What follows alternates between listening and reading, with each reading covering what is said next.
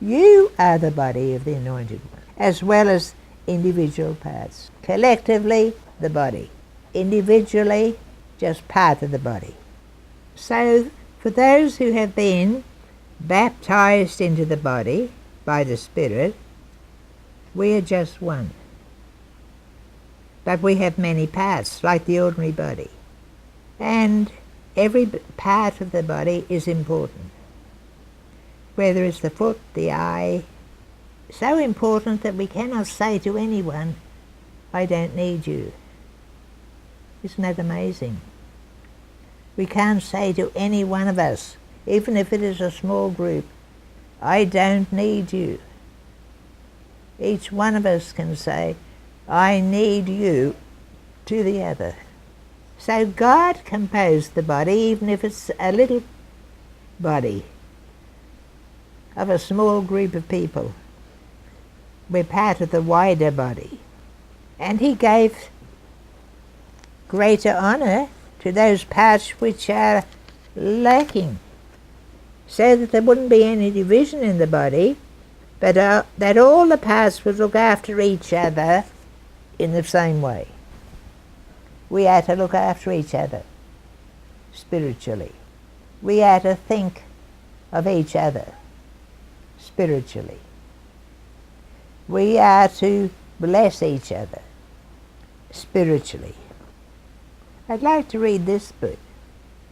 We treat those parts that we think are less honourable with even more honour. And we treat those parts which we don't present to the world with clothing. We treat these parts which we don't present to the world with clothing.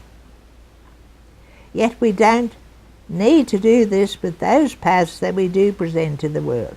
In other words, of an ordinary body, the parts that we don't present to the world we cover with clothes.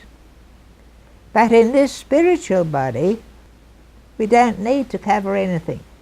We don't need to cover anything, any action from the world. If anybody from the world comes in and sees it, we don't need to cover it. We perform it.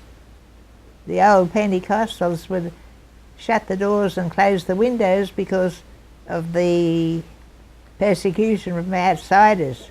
They shouldn't have done that.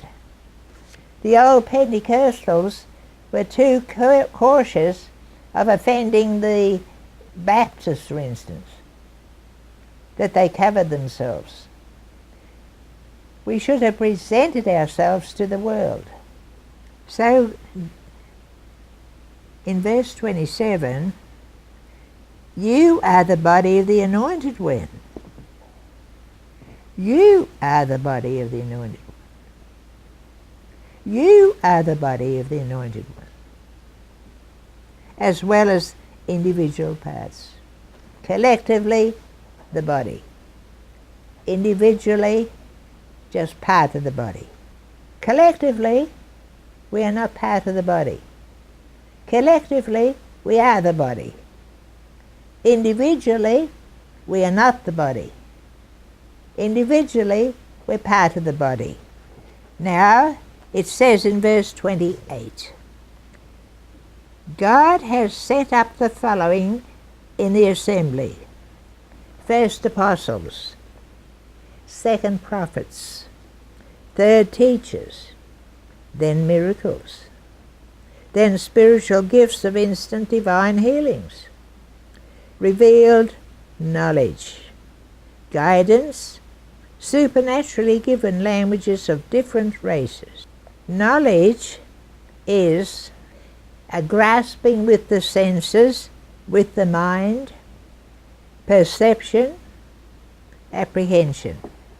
So that means when somebody is given revealed knowledge, there's something goes on inside of them, and they grasp it with the mind, they grasp it with the senses, they spiritually perceive it, they apprehend it, and then they present it in their own words.